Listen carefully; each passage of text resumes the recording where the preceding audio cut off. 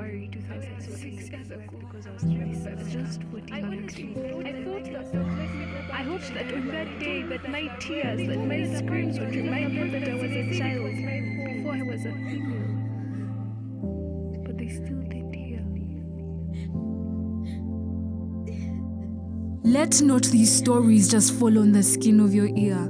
Let your mind comprehend and hear the depth of these wounds, the realness of these scars. Let your sight be restored such that you see this pain. Let us show you how the scars he left every night he came home drunk changed the color of her skin. How his fists learned to create a permanent home in her skin. How forced conception before age made her future aspirations sound like a sin. Let us show you where she buried all those broken dreams. How her mind keeps all those body-shaming attacks on replay each time she stares into a mirror. Let the cracks in her voice be a significant reminder of how each chord slipped out of her tongue as she begged to be set free from the arms of her assailant, screaming, "Let me go!" How the memories of that same night come back each time she falls asleep to haunt her. Let us show you how she became a bullseye target for her predator because of her gender. How this world feels so unsafe because of patriarchy's agenda.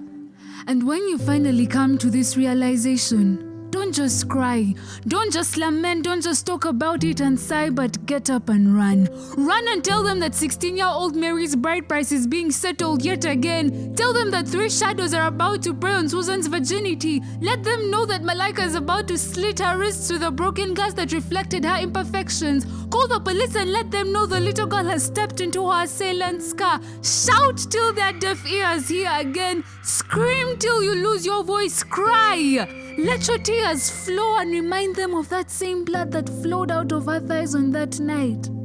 But even when they don't hear, when they refuse to listen, when these pleas seem not to appease the listeners, tell them it's fine. This time, politely, ethically, tell them it's okay. But please don't forget to tell them we are coming. Let them know that as we are trained to use scalpels, blades and needles in med school, we will stitch back the deep wounds of domestic violence. We will bandage and heal the fingerprints left on her thighs on that night. Tell them that as we flip through those psychology textbooks, we will calm and erase the pain of anxiety and low self-esteem. That even when the books of law school seem to weigh down on us, we will rise above them. We will stand before the jury, this time not with a cry or a plea, but behind our newly learned eloquent speech, we will demand for justice. As the buried court cases resurface, the lost voices being put on showcase. Tell them that as we are taught engineering in school, we will lay the house plans that will contain society's ill-bred mindsets and teach them to respect a lady.